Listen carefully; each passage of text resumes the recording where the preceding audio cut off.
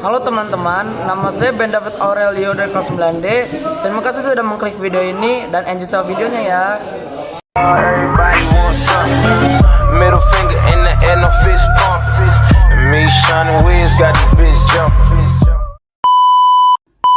Masalah korupsi yang semakin marak dibicarakan akhir-akhir ini serta ancaman hukuman yang dijatuhkan oleh pengadilan tipikor tidak menyurutkan langkah para koruptor untuk melanjutkan aksinya. Kenyataan ini sebetulnya tidaklah mengejutkan karena korupsi yang terjadi di Indonesia bukan merupakan hal baru.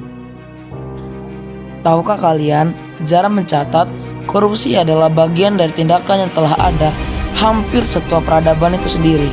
Di Indonesia, korupsi mulai tercatat sejak abad ke-13 yang berpangkal dari sistem pembiayaan tradisional kerajaan Majapahit, Mataram, hingga kerajaan lainnya di Nusantara.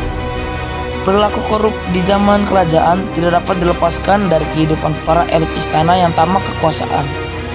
Sejarah kerajaan di masa lalu selalu penuh dinamika perebutan kekuasaan. Beberapa kasus korupsi di masa kerajaan, contohnya saja yang dialami oleh kerajaan Majapahit. Runtuhnya Majapahit juga tidak terlepas dari perebutan kekuasaan serta perilaku korupsi pejabat pemerintahan. Akibatnya, Majapahit rentan terhadap serangan dan konflik. Para elit politik lebih mengutamakan menimbun harta pribadi atau golongan ketimbang menjaga kepentingan serta persatuan bangsa dan negara. Kasus lain juga terjadi, contohnya saja di Kerajaan Singasari.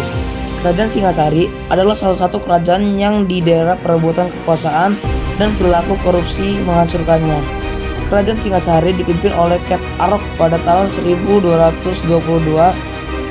Dalam kitab Paraton disebutkan bahwa perebutan kekuasaan Singasari selalu diwarnai dengan pertumpahan darah. Hancurnya pemerintahan disebabkan hausnya oknum-oknum pejabat istana terhadap kekayaan. Ketamakan inilah yang pada akhirnya memberikan petaka. Serangan Jayakatwang meluluhluntahkan kerajaan Singasari sekaligus membunuh raja terakhirnya, Kertanagara.